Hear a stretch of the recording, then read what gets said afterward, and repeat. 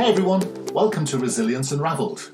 This podcast is a result of my fascination with subjects like resilience, accountability, burnout, life fulfillment and other life and work-based performance issues, as well as many of the other obsessions I bump into in my life. I spend my time working with highly successful teams, people and organisations, and this podcast introduces their remarkable stories and expertise, as well as my own synthesis of the key issues, strategies, tips, tools and resources to thrive in life. If you find this podcast useful, why not go over to our site qedod.com. If you'd like some resources on how to manage and beat burnout, head to qedod.com/burnout2019 for some goodies. Stay tuned to the end to find out details of how to order a free ebook. Enjoy the podcast. So today I'm talking to Emma J. Bell, and Emma and I bumped into each other remotely through a third party, actually, and in fact someone who's been on the podcast before. And that person was Mary Shawes, who came on and did a couple of really excellent podcasts and absolutely raved about Emma J. Bell. And it's been, something in my head to invite Emma on. And then suddenly she appeared from nowhere. So Emma J. Bell, welcome this afternoon. Thank you very much, Russell. It's almost as if it was meant to be. Don't start talking about the law of intentionality and the spirit of the universe, otherwise we're done. How are you today, anyway? I'm great today, thank you, Russell. Glorious sunshine here in Scotland, so I'm very, very happy. I was going to say, it's unusual to hear a Scottish accent. It's very lovely as well. So tell me where in the world you are. I'm in a beautiful place called North Berwick on the east coast of Scotland, with the finest beaches in Scotland and also the driest climate in Scotland. Is it really? Yeah, the driest and the sunniest climate. Is that because you're on the east side, so the rain's dropped by the time it gets to you? Well, a couple of reasons. That is one reason, and the other is because it's a very flat part of the country, so there isn't anything to cause the rain to break. So the rain just avoids this flat area. Wonderful. Fantastic. Here we are doing geography already. Who'd have thought? Indeed. And so, what would you how would you describe what you do, Emma? Well, I think the best thing to say is I'm a reformed lawyer. I have to just get that out there. And these days I spend my time writing and coaching and also training judges on behavioural awareness on the bench. So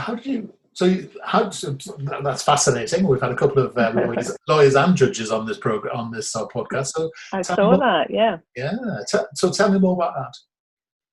Well, for almost 20 years, I was a corporate employment lawyer and partner in fact, Scotland's biggest law firm. And while I was doing that, I became extremely interested in how to motivate and engage employees in the workplace. So I was an employment lawyer, I understood the law, but that felt very much like the stick, and I was interested more in the carrot.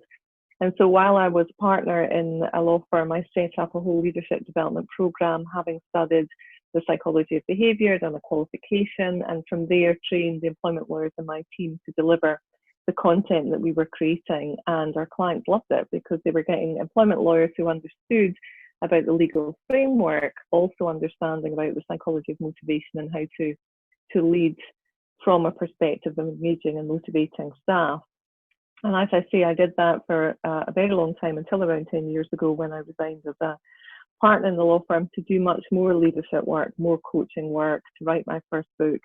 And I was also a part-time employment judge as well, and remain now a part-time employment judge, in fact.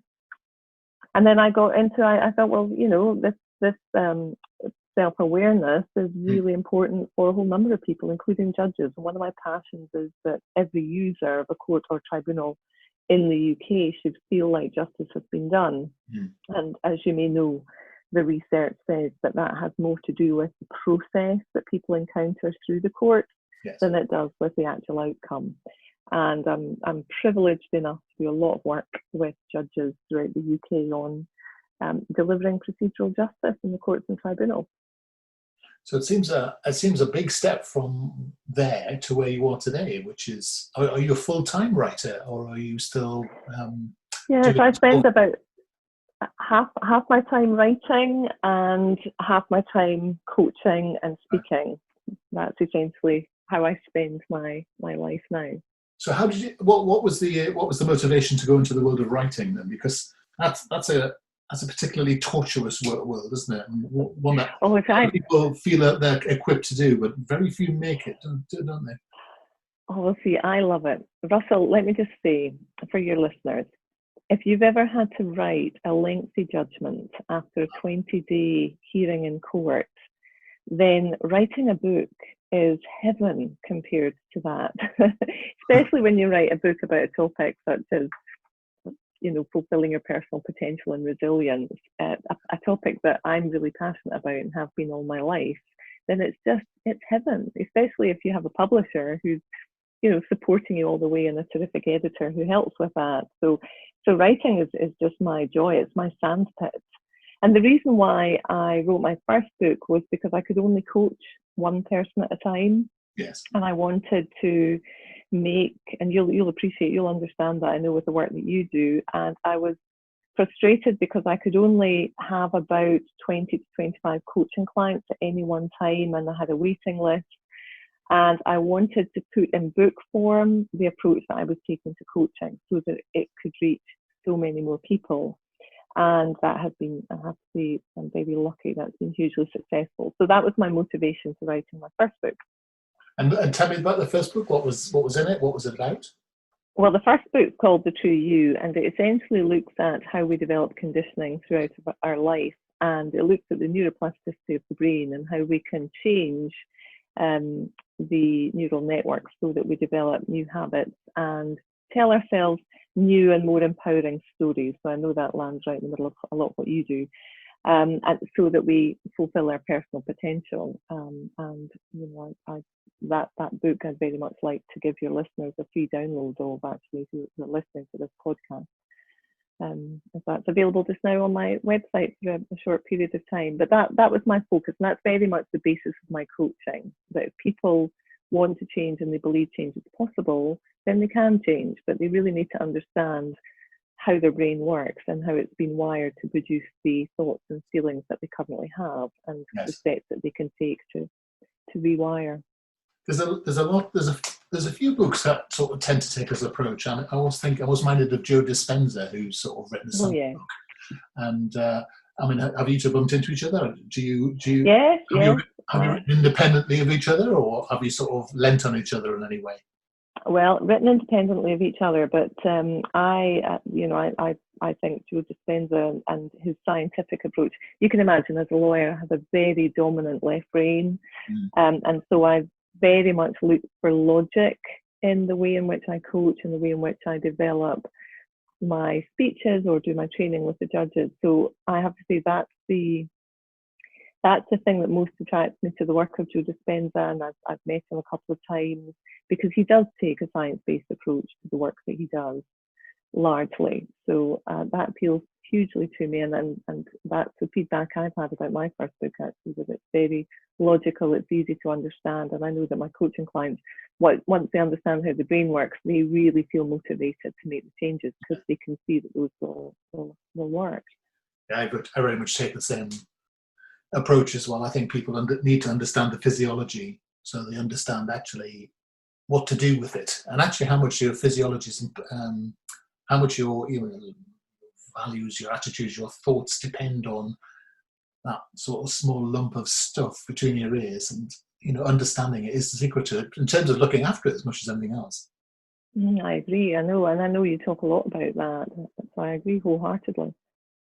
So the offer for you to give the listeners a free download is great, and I know you'll give that information later on. So that's very lovely. So and that is a genuinely lovely offer, because actually, if you go onto Amazon and download that, you have to pay money for it, and it's a 34 Well, it's got 34 4 and 5 stars. So, I mean, that's pretty good because we all know how ruthless the Amazon audience can be. So, Well, that's just the UK website. It's got a lot of great reviews on the US website as well for Amazon. So kind of you though to identify that. Thank you for that. We both knew who are the most discerning audience. Indeed, that's true. That's true. So you've been involved in another project since then, have you? Is this the 50 Thrivers thing? Tell me more about that.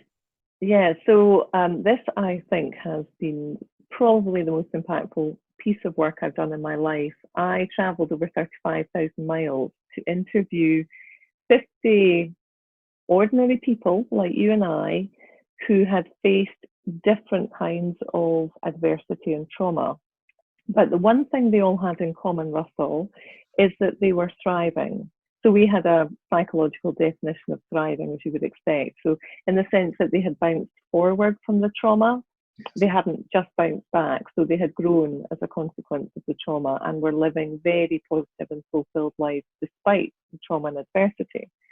And the purpose of doing the research was to understand whether they were using the same resilience strategies to thrive, or whether they were using different resilience strategies. You'll know that there's lots of research that focuses on very similar kinds of adversity. Yes. And what strategies can be used to enable people to thrive in the face of that, or maintain resilience in the face of that.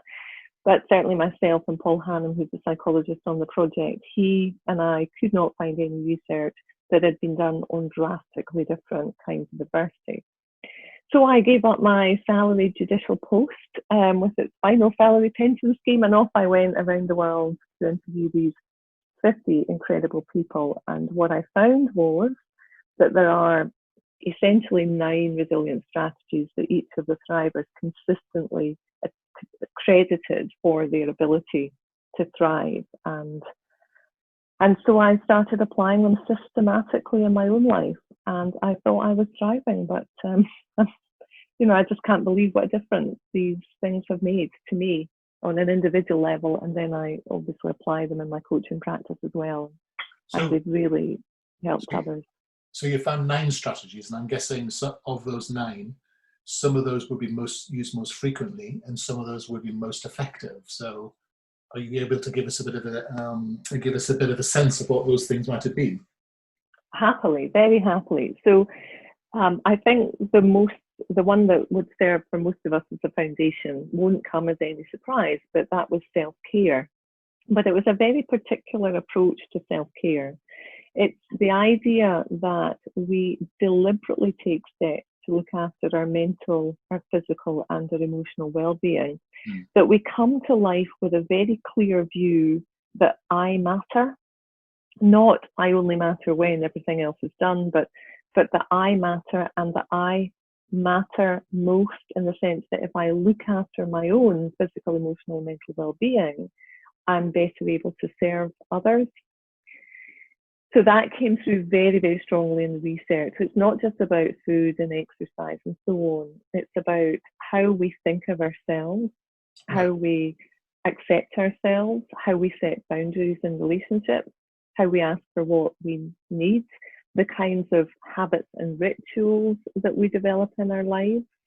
So a lot of the thrivers spoke about daily acts of self-care, having weekly joy rituals, if you like, even if that's just walking the dog through the woods along the beach every week. And if I may, I'd like to maybe just share a story of a thriver just to illustrate the point, because it's really the stories because sometimes when I talk about this, and some of your listeners may be feeling this way, that, well, that's all very well, but I've got, a job and I've got 3 kids and I'm completely overwhelmed, and how do I do it? And for me, the most powerful thing about my journey around the world and listening to these 50 stories was that if they can do it, given what they've faced, then I can do it. I can make time for myself. And so one of the stories that springs to mind at the moment is the story of a woman called Kia Sher, who I met in Florida. And Kia is, she's delightful, 5'1", very gentle, lovely warm smile, extremely warm presence. And I sat down with her in her father's living room in Florida and asked about her story. And her husband, Alan, and her 13-year-old daughter, Naomi, had gone over to Mumbai on a meditation retreat. And Kia had stayed at home with her mum to look after her mum because her mother was ill. And on the Wednesday afternoon, she's making tea. They were going to sit down and watch Oprah Winfrey on the TV. And Kia received a call from Mumbai, and it was one of the other people on the meditation retreat. And this woman simply screamed down the phone and said, terrorists have taken over the hotel, turn on CNN and watch the news. And the phone went dead. Wow. And so Kia says she dropped to her knees in that moment, and she spent the next 2 days just watching for any news, trying to make contact with the Oberoi Hotel where Alan and Naomi were staying, and not being able to get any meaningful news of whether they had survived the attacks until Friday afternoon. And she was told that both Alan and Naomi had been murdered in the terrorist attacks. Wow. And she first of all said, I mean, clearly, and the thing we found in common with all the thrivers is that you are in deep pain. You have to sit with that pain. You have to process the grief. You know, there's no use trying to thrive too quickly. There's the acceptance and the validation process that she had to go through. But, you know, even as soon as 2 to 3 weeks after the news, she was asked to attend a press conference that was being held by the company that had arranged the meditation retreat. And she said even by then she felt very calm and quite accepting of what happened. I mean, mired in grief, but very calm and very accepting. And at that point, she said that was because for years before this incident, she had been very careful about how she spoke to herself. So she was very mindfully compassionate in her self-talk. She meditated most days. She regularly took balance breaks. So, you know, just taking 2 or 3 minutes out to count to 10, to breathe deeply. She would 2 or 3 times a week take herself out for a walk. So she was very sort of connected to herself and her own needs. And she said, if I hadn't been like that, I would have died too, in a sense. You know, my life would have been over. And then she went to this press conference, and one of the journalists in the conference asked her how she could ever forgive the terrorists who had murdered her husband and daughter. And, you know, she said, these weren't the actual words that she used, but this was the sentiment. What she said to the journalist, the hordes of journalists gathered in the room, was this: that there was nothing to forgive because the terrorists had been doing the best they could with the thinking they had at the time. Yeah. Now, she wasn't condoning what had happened, but she was explaining to the journalist that these terrorists, these young men, had been radicalized. And so in light of their thinking, this seemed very logical to them. And she told me that she had to see it that way because otherwise she would be consumed by bitterness and resentment. And she didn't want her husband and daughter's lives to be about that. But looking it right back to self-care, she knew right in the middle of all of this, she said, I had to believe I mattered, that I and my life had to go on.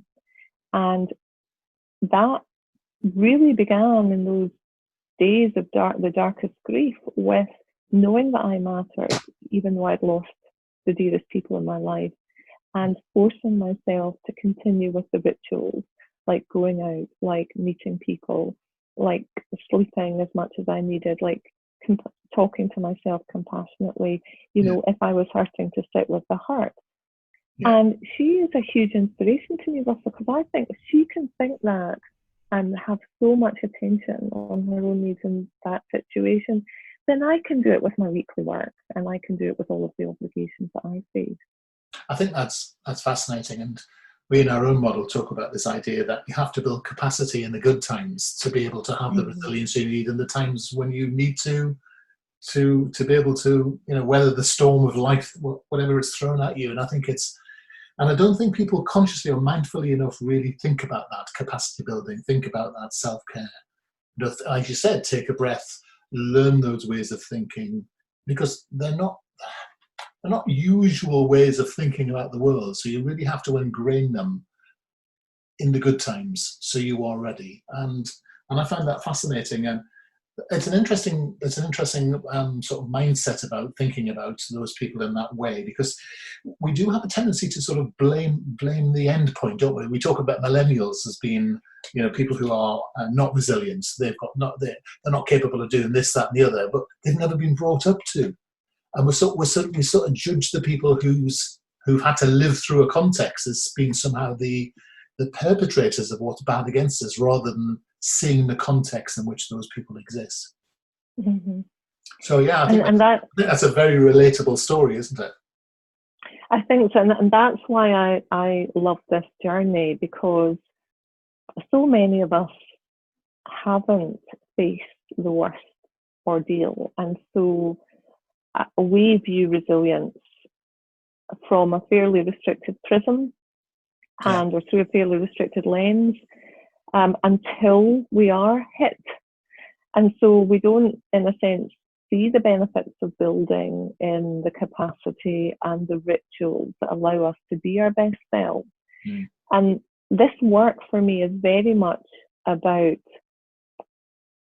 thriving in the day-to-day, because most people are just surviving, they're just getting by, and so they don't have that capacity, as you say, when tough times hit. So that's a brilliant strategy. If that's strategy number one, you've got another 8 like that. That's brilliant. Could you pick another one out for us? That would be fascinating. Yeah. So, very happily, of course, and if I may illustrate it with a story too, because for me, these 50 stories, these 50 thriving stories, they very much are the building blocks to inspire and illustrate how we can develop these rituals. And so another one of the 9 secrets that I would choose is this idea, apparently obvious, that we can choose our response to every situation. And that's why my work is all called Choose to Thrive, because ultimately what I now know deep in my heart, having been on this journey, is that thriving is a choice. And we might need some support to make that choice and so on, but ultimately it's a choice. So this idea, all of the thrivers talked about, you've got to be very clear and mindful that you are making a choice in every situation, large and small, about how it is you're going to respond, because that is the first step to taking back control in that situation. And there are a number of practices that the thrivers spoke about under this particular head. And if I can tell a story of a really delightful human being called Joseph Ubelkast, who is Dutch, and I went over to the Netherlands to interview him. And he's got this sort of broad smile, big white teeth, and boundless energy. And when Joseph was 23, 24 years old, he'd set up his own IT company. His father was Moroccan, and he went off to Morocco. He was bilingual, Dutch and French. And he went off to Morocco as an IT consultant, working for this Dutch company that had offices in Morocco. And on one morning, he turns up at one of the offices to find gun-wielding customs officers in the car park at the back. And one of the officers hustles him into the car park and throws open the door of this white transit van and shows Joseph that the van is stacked floor to ceiling with drugs. And there are 8,000 kilograms of drugs in this van alone. And the next thing Joseph knows, he's in the police cell. And this was the 23rd of December this happened. He's told, you'll be home for Christmas. But of course, Christmas comes and goes. And within a couple of weeks, he gets news through from the commander of the temporary prison he's in to say that he has been sentenced to 10 years in a Moroccan jail for drug smuggling. Wow. And that the basis of the conviction was that the judge had apparently looked at his passport. There had been 17 stamps coming in, 10 stamps going out on his passport, and therefore he'd been allegedly leaving the country illegally.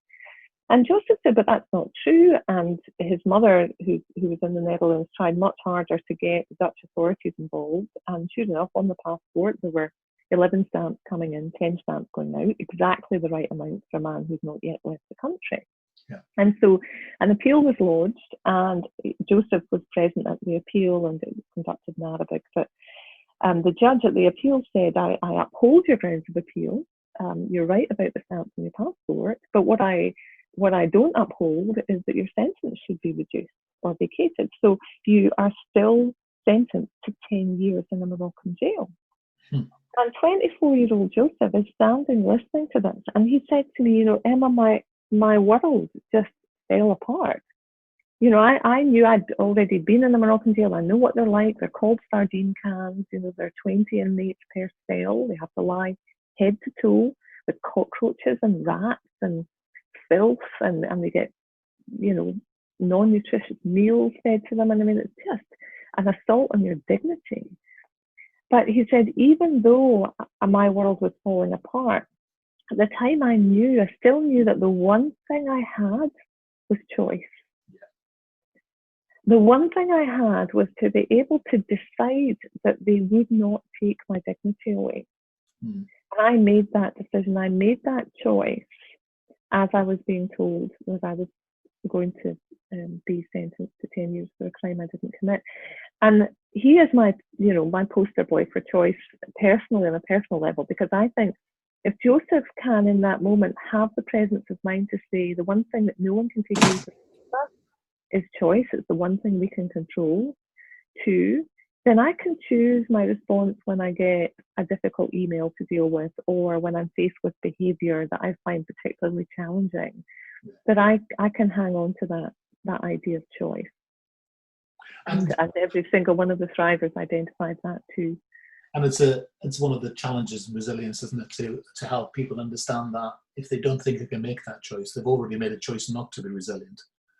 That's right. Not to thrive. So it's the same amount of effort to choose one thing as another. So why would you choose to fail?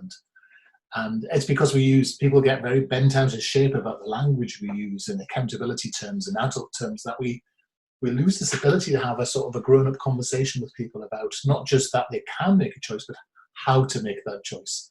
I think that's one of the critical things here, isn't it? It is, and that's why I think the stories are so powerful. Sure. Because I think with someone like Joseph, and I've got another 48 stories I could tell you straight to the point, but with someone like Joseph, that I think hopefully that would take our heads out of our own situation, and all those stories we tell ourselves about, well, it's not my fault and they shouldn't have done that.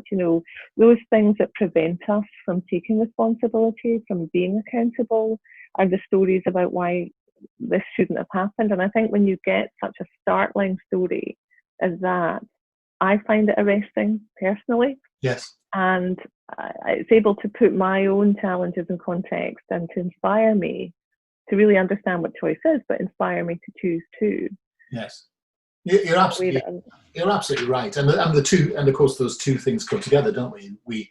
We choose to look after ourselves. We choose to manage our the next thought we have. And I think it's the root of the human condition, to people say, well, I don't want to lose my independence. And really, people's real independence is the ability to make a choice. And if you give that away, which of course some people do, then you're sort of giving away a part of the human spirit in a way, or the human condition. Yeah, exactly. And you're giving away yourself, and you're giving away the promise of a better future. Yeah. And of course, some people have been brought up to believe that is the way. And that's why my point about you have to learn how, because of course some people have been disempowered so radically that I deal with people who have had the sort of stuffing knocked out of them from a very early age, and they genuinely don't believe they have a choice. And it's not for want of trying or believing or hoping. It's actually from the skill bit of knowing actually how you change your mind. And I think it's one of the biggest challenges, isn't it? It is, and when I talk about this work, I have asked, when I've sat with these thrivers, well, give me the practical strategies that you used. What were the things that you actually did that I could do too, or the readers could do too? And the book is just brimming with all of these practical strategies, because you're right. You can understand it at an esoteric or an intellectual level. Yeah. But that will do nothing until well, what's the first thing that I can actually change or do in my life right now? And it's that first thing and the dividends that pays out that will be the most important step on the path towards feeling what that choice feels like. Yes. And how you do it. And so for people who'd like, so is the next book all about the thrivers? Is that the idea? It is, yeah. So the next book's called Choose to Thrive, and in that book I tell the stories of the thrivers. I talk about the 9 secrets, and with each secret there are maybe 6 or 7 practices that the thrivers told me about. So self-care, there are 6 or 7 actual practices that we could apply immediately, as well as the 6 or 7 stories that I tell to illustrate the practices. Fascinating. And so if people want to find out more, Emma, where would they go and have a look at for this book? Well, the book is out in May. Great. And Audible, I'm a big fan of Audible as it happens, but they are the publishers of this book. So they have exclusive rights to it as an audiobook for the first year. Ooh. So it will be available. Yeah, but the really exciting thing, Russell, I'm hugely excited about this, is that in the book, I actually pull out some of the extracts from the interviews. So for 30 of the Thriver interviews, there are extracts in the book, and Audible are arranging for the 30 Thrivers to hopefully fly to London to speak their part in the book. Brilliant. And so it won't just be my voice. I'm the narrator of the book, but we're actually going to hear from the Thrivers themselves. So that's hugely exciting. It does. It's a really good way to make use of that sort of medium, isn't it? It's very clever. I like that idea. Yeah, it's really clever. And I think, when you hear the Thrivers in their own voice, because I obviously have done, and I've shared the air with them, there's just something so compelling, so picky about hearing it in their own voice. Yeah, and so your website is emmajbell.com, is that right? That's right, Emma J for Judge, so that's not what it stands for. No. emmajbell.com. And on there, you said we'd be able to access your fantastic free book, your first book free of charge. And so exactly. I've actually been, as you've been chatting, you probably noticed me dropping somewhere halfway through. It was my mouse when I was looking at your website going, blimey, that looks really great. So having had a look at it myself, I think actually people would be mad if they didn't have a look at that, because it's really fascinating. And I think it would make a nice companion, obviously a good companion piece to the second book. And I think that's absolutely fascinating. Right, so emmajbell.com, 50 Thrivers, and a new book out in May 2020 will be, remind me again, Emma? It will be called Choose to Thrive, 9 Secrets to Uncover Your Inner Resilience. Fantastic. Thank you so much for spending time with us today. I really, really enjoyed it, actually. And having heard of you from all sorts of different places, it's been an absolute joy to spend some time with you today. It's been such a pleasure to share the stories of some of the Thrivers, Russell. Thank you for the opportunity. No, that's brilliant. Thank you so much, and you take care.